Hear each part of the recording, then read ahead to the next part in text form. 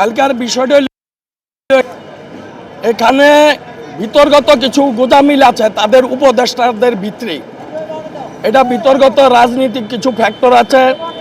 যেমন মনে করেন জামাতের আমির এবং জামাতের 17 আসনের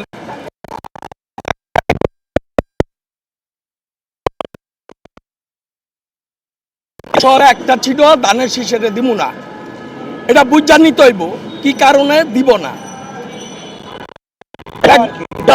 যে ম্যাগাজিন হারা করছে, যে হারা দুষ্টামি ভিতরে সাজায় রাখছে, এই জিনিসটা ফাঁস হয়ে গেছে। ফাঁস হয়ে যাওয়াতে এখন এরা চাইতেছে বলে এই হাদি হত্যার দাবি কইরা আর এই সরকারি কর্মচারীদের এই পে স্কেল এটার দাবি করে আগো। আপনারা অবশ্যই কালকে দেখছেন, আপনারা যারা সাংবাদিক ভাইরা আছেন, কালকা রাজশাহী বিশ্ববিদ্যালয়ের শিবিরের সভাপতি ওইখানে উপস্থিত ছিল।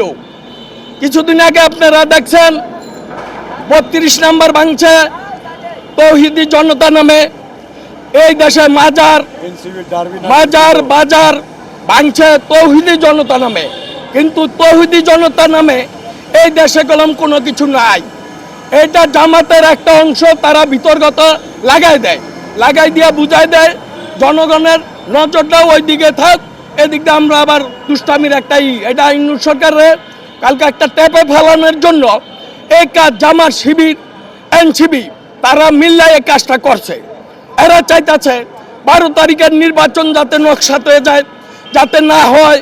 এটা মুখে মুখে বলতেছে 12 তারিখের নির্বাচন হওয়া জরুরি, কিন্তু আসলে 12 তারিখের নির্বাচন না হওয়ার পিছনে ডাক্তার শফিকুর রহমান, তার যে সেক্রেটারি আছে, এর বাদে আপনার গোলাম পরোয়ার সাহেব আছে, এরা সবাই করতেছে, ক্যারেশমা করতেছে।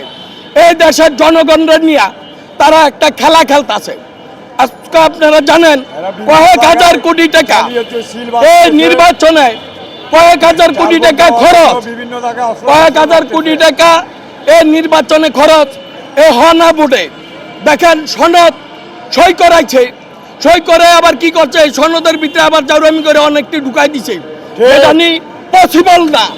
এই দেশের জন্য সাংঘর্ষিক, যেমন মুক্তিযুদ্ধ থাকবে না, 16ই ডিসেম্বর থাকবো না, 21শে ফেব্রুয়ারি থাকবো না, যেমন এদের বাপ দাদার 14 গোষ্ঠীর মুক্তিযোদ্ধা। এই আমরা বাঙালিরা মুক্তিযুদ্ধকে ধারণ করি, এই 16ই ডিসেম্বরকে আমরা ধারণ করি, এই 21শে ফেব্রুয়ারিকে আমরা ধারণ করি। এইটা ফেসিবাদ। 24শে আগস্টের যে ঘটনা হয়েছে, 36শে জুলাই যে ঘটনা হয়েছে, এটা আমরা ফেসিবাদ লড়াইছে। যুগে যুগে যারা এই ফেসিবাদ হয়ে উঠবো, যুগে যুগে তাদের এভাবে লড়াইয়া তাদেরকে দেশান্তরী করতে হইব।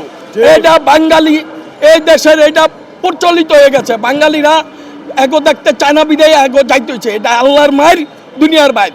তাই আমি ডাক্তার শফিকুর রহমান সাহেবকে বলবো, আপনি যে চাল চক্রান্ত করতেছেন, আপনারা 71-এর যে আপনারা এই দেশে মা বোনের ইজ্জত হনন করছেন, বর্তমান ভোটার আইডি কার্ড টাকা বিকাশে দিয়া, বর্তমান আপনারা যে ভোটার আইডি কার্ড নিয়ে ব্যালট বানাইয়া, সিল ছাপ্পর বানাইয়া আপনারা চাইতেছেন কোনো কেন্দ্রে নির্বাচনের ঘোষণা দিতে দিবেন না। ডিসি স্যারেরে আপনারা মাইনাস করে আপনারা ঘোষণা নিবেন, 2 দিন পরে 3 দিন পরে আপনারা ঘোষণা দিবেন। এটা স্বপ্ন সাথ, এটা ভুলা যান, এটা হবে না, এটা আমরা জনগণ হইতে দিব না।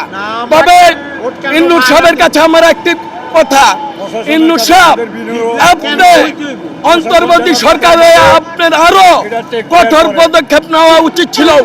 আমি দেখতেছি আপনার মিদে, সেনা প্রধানের মিদে, রাষ্ট্রপতির মিদে, আপনাকে মিদে সম্মিলিত নাই। তাই বিদায় এত বড় সাহস আপনার ব্যারিকেড ভাঙ্গা আপনারা যায় হামলা করতে, আপনারা যায় আটকাইতে, আপনারা যায় অ্যাটাক করতে, এত বড় কলজা আপনার এই ছাপুনাগো কেমনে হয়? আপনি এটির পদক্ষেপ নেন। আর কালকার যে প্রশাসনের আমার ভাইয়েরা 18 জন আহত এবং গুরুতর আহত হয়েছে, আপনারা দেখছেন গুরুতর আহত হয়েছে, তাদের এই চিকিৎসার ভার আমরা জনগণ নিব। এখন প্রশাসন হয়ে গেছে জনগণের কাছে লাত্তি উষ্ঠার পাত্র। প্রশাসন জন এই দেশের বাপ মা, এখন তারা এটা পারে না। আরেকটি বিষয় তৌহিদির বাইরে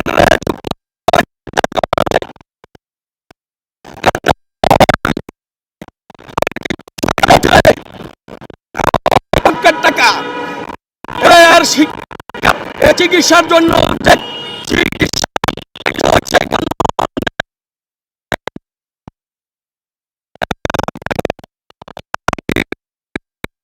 পুঁজি কইরা এই জামাত শিবির এরা একটা রাহু পর্যায়ে একটা সন্ত্রাসী কায়দায় এই গুপ্তরা এখন এই দেশ অস্থির করার জন্য পাইতারা করতেছে। আপনাকে এই মিডিয়ার মাধ্যমে আমি জানাতে চাই, এই দেশের জনগণ এখন আর বোকা না। তারেক রহমান ইনশাল্লাহ 13 তারিখে বিপুল ভোটে 250 থেকে 260টা সিটে তারেক রহমান একা সংসদ গঠন করবে ইনশাল্লাহ। আজকে আমরা যা ভাবছিলাম এখন আগের তারেক আর নাই। এই তারেক রহমান সাহেব এখন বর্তমান যে তার মাধুর্য, তার যে প্ল্যান, তার যে কার্যক্রম, সারা বাংলাদেশে তার কোটি কোটি এখন ভোটার সে দেশে আসাতে পারছে এবং জনপ্রিয়তা হয়েছে এবং প্রজন্ম যেই জনগণের এই যে নতুন ভোটগুলা এগুলা ইনশাল্লাহ আমরা 100% পাবো। আদারল্যান্ড 24 মাতৃভূমি বিশ্ব সংবাদ 24 ঘন্টা।